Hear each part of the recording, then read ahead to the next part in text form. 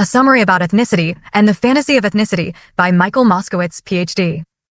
The purpose of this paper serves as a reaction to articles by Javier and Rendon, Herron, and Thompson, exploring the multifaceted concept of ethnicity, particularly within the context of psychoanalysis. Moskowitz's article, Ethnicity and the Fantasy of Ethnicity, argues that ethnicity, while profoundly impactful, often functions as a fantasy of civilization serving unconscious purposes, particularly in denying personal hatred and displacing badness onto others. The author asserts that psychoanalysis, far from being a mainstream, non-ethnic discipline, has always been a deeply multicultural endeavor, born in opposition and developed under conditions of oppression. He critiques the de-ethnization of American psychoanalysis, especially ego psychology, which he sees as an attempt to blend into a melting pot and deny its revolutionary potential. The paper emphasizes the pervasive and traumatic reality of racism, drawing parallels between the experiences of Jews in Freud's Vienna and Black individuals in racist societies, highlighting the narcissistic injury of oppression. Ultimately, Moskowitz calls for psychoanalysis to confront ethnicity as an illusion, understand its unconscious functions, and actively address systemic oppression rather than conforming to mainstream norms. 1. Psychoanalysis as a multicultural and oppositional endeavor. Multicultural origins. Moskowitz challenges the perception of psychoanalysis as a purely European or mainstream discipline. He highlights the complex cultural influences on figures like Winnicott, British, influenced by Austrian Jewish Freud and Hungarian Jewish Klein, and underscores that psychoanalysis is now and in fact has always been a deeply multicultural endeavor. Vienna as a melting pot. Freud's Vienna is described as a maelstrom of many cultures, a cosmopolitan city, and the most Jewish city in Europe in his time. This diverse environment, not a monoculture, was the birthplace of psychoanalysis. Freud's Jewish identity and opposition. Freud explicitly viewed his Jewishness as a source of intellectual freedom and a readiness to join the opposition and do without agreement with the compact majority. He saw himself and psychoanalysis as aligned with suppressed minorities. Critique of mainstream culture. Freud's work is presented as a critique of mainstream culture and an explicit motivation for revolution, particularly in his observations about the discontent of underprivileged classes who are intent on destroying the culture itself if they have too small a share in its wealth. Repression in American psychoanalysis. Moskowitz argues that ego psychology in American psychoanalysis attempted to de-ethnize psychoanalysis and adapt to a conservative American medical culture, leading to a barren inability to discuss selves and passionate desires. This de-ethnizing is linked to desexualizing and is seen as a betrayal of psychoanalysis's radical origins, motivated by economic self-interest, but in large part out of internalized racism and fear. 2. The reality and trauma of blackness/racism. Pervasive racism and trauma. The article stresses the imperative to begin with the recognition of the reality of pervasive and oppressive racism. Drawing on Thompson's work, it notes the constant awareness African Americans have of their blackness, where the question, "What color is the child?" can precede, "Is it a boy or a girl?" Narcissistic injury of oppression. Racism is fundamentally traumatic, permeating all aspects of being for Black people through poverty, discrimination, and the daily narcissistic assault of living in a racist society. Freud's experience with anti-Semitism. Moskowitz draws a direct parallel between the narcissistic injury of racism and Freud's own experience with anti-Semitism. He recounts Freud's father's humiliation by a Christian man and how this incident deeply shaped young Freud, leading him to identify with suppressed minority that must always be in opposition to mainstream culture. Internalized racism and self-hatred. The article highlights how oppression leads to self-hatred and internalized racism, citing the example of Jews in Freud's Vienna, including the invention of the nose job to efface the physical remnants of hated Jewishness. The historical perception of Jews as Black, the African character of the Jew, his muzzle-shaped mouth and face, remove him from other races, underscores the intersection of racial and ethnic prejudice.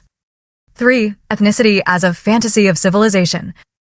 Fantasy's power and changeability. Drawing on Lacan's idea that there is no sexual relation, meaning fantasy dominates, Moskowitz applies this to ethnicity, stating that calling something a fantasy does not mean to diminish its power, but rather instead opens up the possibility of change via relationship and discourse. Fantasies as ideas can change. Reifying concepts. Moskowitz, citing Wolff, warns against the danger of reifying concepts like culture and ethnicity, turning names into things, and disassembling the totality of interconnected processes that constitute humankind. Fluidity and imposition of ethnic identity. Historical examples: Tuscan to Italian, Prussian to German, Yugoslavs fracturing into Croats, Serbs, Bosnians, illustrate the fluidity and often imposed nature of ethnic identities. The ethnic cleansing of Bosnian Muslims, ethnically similar to their oppressors, but distinguished by religious conversion, exemplifies a divisive ethnicity has been imposed by those who seek to exploit it. Symbolic versus real ethnicity in America. For most white Americans, ethnic identity has become a symbolic identity, a vestigial attachment to a few ethnic symbols imposing little cost on everyday life. A new, unconscious European American identity is emerging that excludes non-European groups, becoming once again an ethnicity of privilege and exclusion. Unconscious purposes of ethnicity. Ultimately, Moskowitz argues, ethnicity is an illusion of civilization, serving unconscious purposes such as denying our own badness and displacing it onto others, as well as to protect ourselves against the very real hatred that others may have for us. Race as a delusion. The concept of black and white as racial categories is explicitly labeled a delusion of civilization, with no acceptable genetic basis for the concept of race. The rigidity of race in denying dual identity highlights its delusional nature. Hatred and denial as root causes. The author concludes that there is no ethnicity. There is hatred and the need to deny our own badness and fear of our own hatred. This hatred is seen in Kleinian terms, where the depressive position owning one's hatred is difficult to maintain, making it always easier to see badness in others than ourselves. 3. Supporting evidence and quotes. Multicultural psychoanalysis. The complex ways in which Hungarian, Austrian, and Jewish culture came together in the British person of Winnicott to produce his work, which influences us all, would be difficult to disentangle. But he stands as an example to illustrate my first point, that psychoanalysis is now and in fact has always been a deeply multicultural endeavor. Freud on Jewishness and opposition, nor is it perhaps entirely a matter of chance that the first advocate of psychoanalysis was a Jew. To profess belief in this new theory called for a certain degree of readiness to accept a situation of solitary opposition, a situation with which no one is more familiar than a Jew. Freud, 1924, page 222. Cited on page 549. Critique of ego psychology. It seems that ego psychology, as embedded in a conservative American medical culture, was in part an attempt to de-ethnize psychoanalysis, and that its emphasis on adaptation was part of the ethos of an adaptable immigrant to American culture trying blend into the melting pot. We know that it is no accident that desexualizing and de-ethnizing go hand in hand. Freud on oppression and revolution. It is understandable that the suppressed people will develop an intense hostility towards a culture whose existence they make possible by their work, but in whose wealth they have too small a share. In such conditions, an internalization of the cultural prohibitions among the suppressed people is not to be expected. On the contrary, they are not prepared to acknowledge the prohibitions, they are intent on destroying the culture itself, and possibly doing away with the postulates on which it is based. Freud, 1927, page 12, cited on page 550.